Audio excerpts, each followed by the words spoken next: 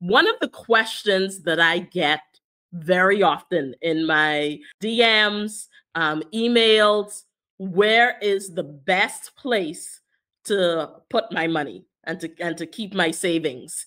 And so I knew that for this particular episode, I needed to bring in the expert. So I'm glad to have you here today. I want to talk a little bit about the objectives that one may have for seeking an alternative type of account for their savings. What is it that they're looking to get out of moving from the traditional savings account at a bank to some of these products that we're going to be talking about today? Wow. First and foremost, it's so good to be back with you and your community.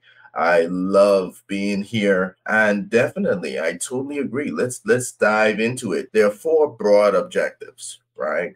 And I think we have to sometimes assess where a person is at in regards to their objective to make sure that we match them with the right product that is needed.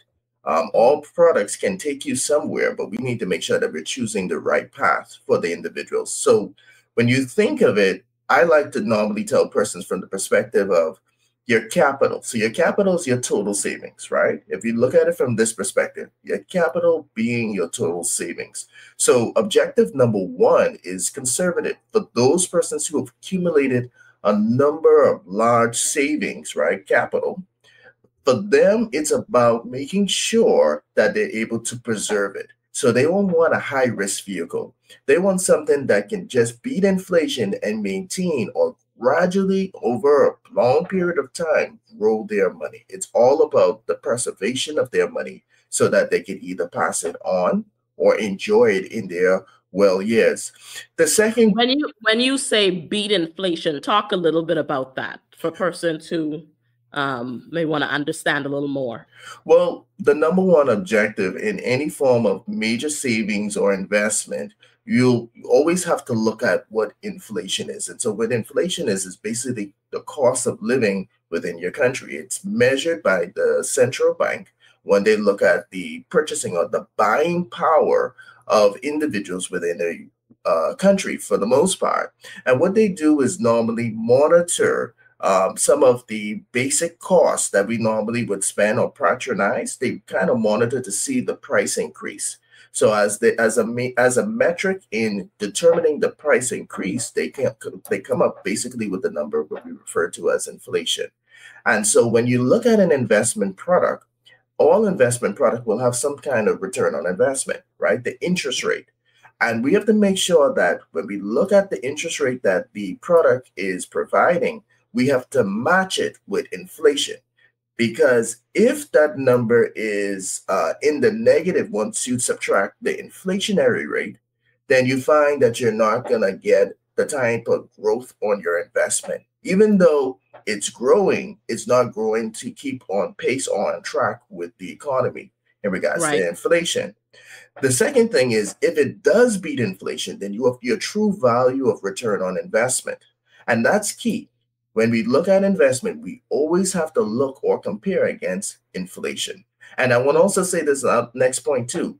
Now, where do you find the number, the inflation number? I always advise go to the central bank's website. Don't ask your cousin, don't ask your neighbor. Get it from the source. The source. Right. Okay, so we were talking about the objectives. Yeah, so we have so the next one would be growth. So when you think of there are a group of persons who want their capital to grow over the fiscal period, right? And growth is good.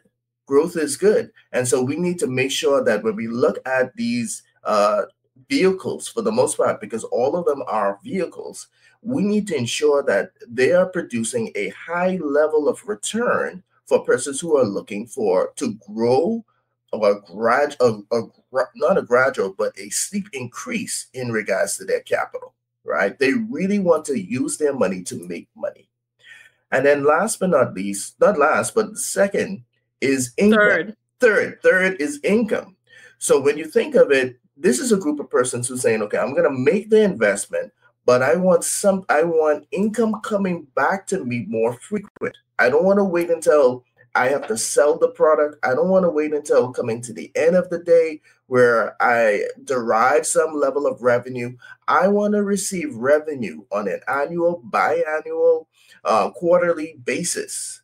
And so for this group, it's all about something residual or passive coming back to them. And then the last group is what I refer to as balance. They want a combination of all of the three groups that we would have mentioned. A portion of it is being conservative, a portion of it is growing for them. And then last but not least, there's a portion where there's some income coming back to them.